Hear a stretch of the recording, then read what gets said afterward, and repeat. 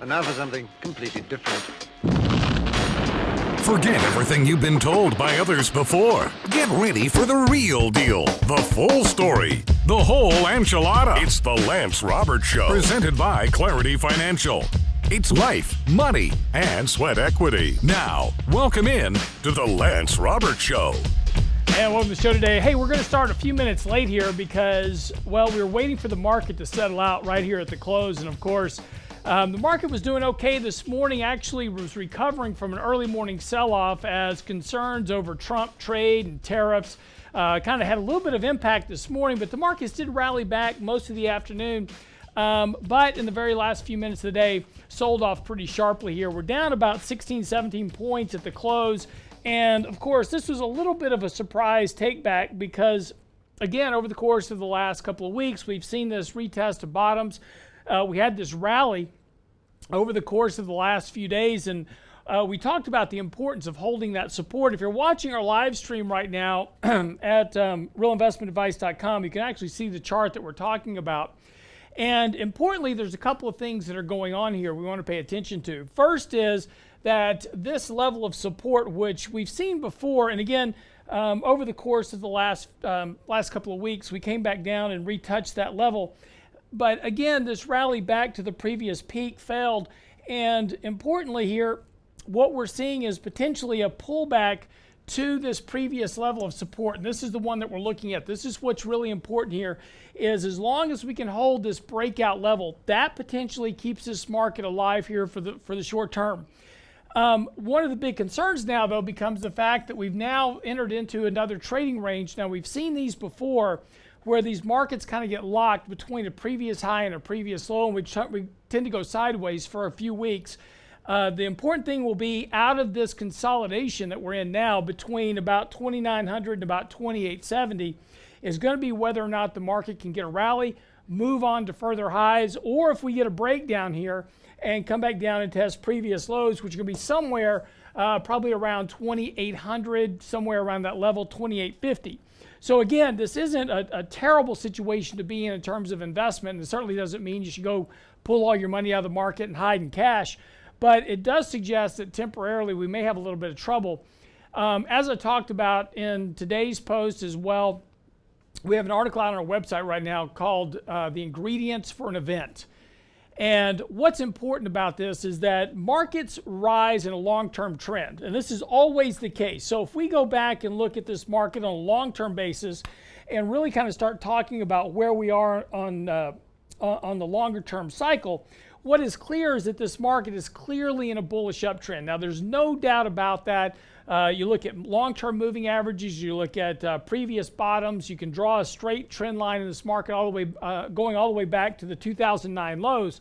So the upside direction of this market is very clear. So as long as that trend remains in place, we certainly want to honor that bullish trend. In other words, stay invested in the markets. What we want to pay attention to is when this trend is no longer positive. Now, one thing here is that we've been watching, and we talked about this last week, and particularly on Friday, we said this recent rally had gotten the market back to short-term overbought condition. And not surprisingly today, we sold off and again kind of worked off some of that overbought condition. And again, as I was saying a second ago, as long as we continue to maintain this previous breakout level on the markets and we don't really violate back below that, this market should hold in here. And the market has the ability at this point, particularly going the latter part of this year, to certainly rally higher. Again, our target currently right now is about 3,000 by the end of the year. Now, it's not a huge amount of upside from here. That's only 100 points on the S&P. It's not a terrific run from here. But again, you know, you kind of look back at where we've been. We're already at 9% for the year. Another 100 points here is going to put us up about 11% for the year. That's about average for the year. I mean, that's a good average year return going back historically. So I wouldn't expect just a tremendous amount more of upside. The risk is clearly to the downside. There's a lot more downside risk right now in terms of points. And of course, as we get towards the end of the year, we're going to start running into a lot of things that are going to potentially be problematic for stocks. First is, of course, what's happening in emerging markets. Now, tomorrow, we've got a post coming out looking at emerging markets from all around, well, not just emerging markets, but markets from all around the world. Japan, Germany, UK, of course, all your emerging markets, China, every one of these countries have a 50-day that is now crossed below the 200-day moving average.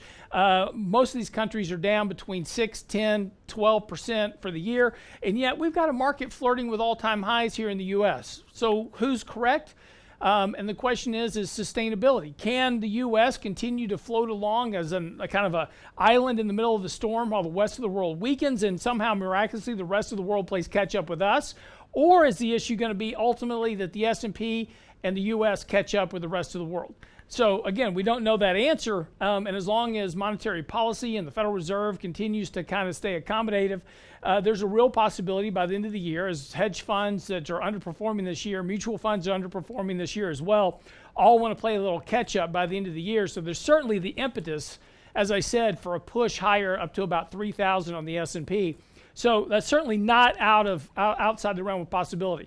The bigger concern, though, again, is if we break back below these previous breakout highs and then break below these bottoms that we built previously right around 2,800 to 2,820, 2,830, any break below that 2,800 level on the S&P is going to be much more problematic for stocks going into the end of the year. I really don't expect that to happen for now. The big risk to markets really comes in 2019.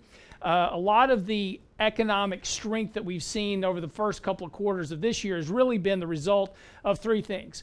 One has been the massive amount of fiscal stimulus that was put into the economy because of 3 hurricanes and 2 major wildfires late last year. That money takes time to get filtered into the system. And of course, that has helped boost the areas that we've seen the most growth in, construction, manufacturing, etc., as we go through these rebuilding and restocking processes. The good news is that with Hurricane Florence, not good news that we got hit by another hurricane, and having been through Harvey, my heart goes out to those that are affected by Hurricane Florence, because it's a terrible thing to go through and have to deal with, basically being flooded and having to do all that. But it is going to be an additional stimulus to the economy towards the end of the latter part of this year and beginning of next year that'll help somewhat, because what these hurricanes and wildfires do is they pull forward demand that leaves a future gap in terms of consumption. So when you have an event like this, it kind of helps fill that void that will potentially, because it'll pull further future spending up to that point as well. The other thing that's been buoying the economy since the beginning of the year, of course, tax cuts and a massive, really fiscal spending induction into the economy. The government has just gone hog wild spending money. Deficits are blowing out at this point. We're going to have $1 trillion deficit by early next year. And of course, that helps economic growth in the short term. Again, short-term boost, long-term, not so much. And of course, long-term, it's going to be a drag on the economy. But in the short term, where we're talking about managing money over the course of weeks, months, quarters, that certainly all gives some upside lift to markets temporarily. But understand that is going to wear itself off in the course of the next few quarters. Okay, we're going to take a quick break, and when we come back, I want to talk about Who Wants to Be a Millionaire. I did an interview with Fox 26 today here locally in Houston talking about this, and I thought it was an interesting discussion. Millennials say it's absolutely no problem to save $1 million by the time they retire, but is it going to be enough? We'll talk about that when we come back after the break. I'm your host, Lance Roberts. Don't go away. Want a longer talk with Lance about your money? Request a personal one-on-one at LanceRobertsShow.com. A new professional version of Real Investment Advice is coming in September, but you can subscribe now for free at realinvestmentadvice.com and click on the RIA Pro tab. You'll have access to Lance Roberts' proprietary stock and ETF portfolios, analysis, and all of the critical investment information you need in one place. RIA Pro, the professional version of Real Investment Advice. Subscribe now for free at realinvestmentadvice.com and click on the RIA Pro tab. Lance Roberts is back Saturday mornings at 9 on AM 700. I'm not a Trump supporter. I'm not anybody's supporter. I'm for whoever is supporting fiscal conservatism. Lance Roberts is back Saturday mornings at 9 on AM 700. The voice of Texas.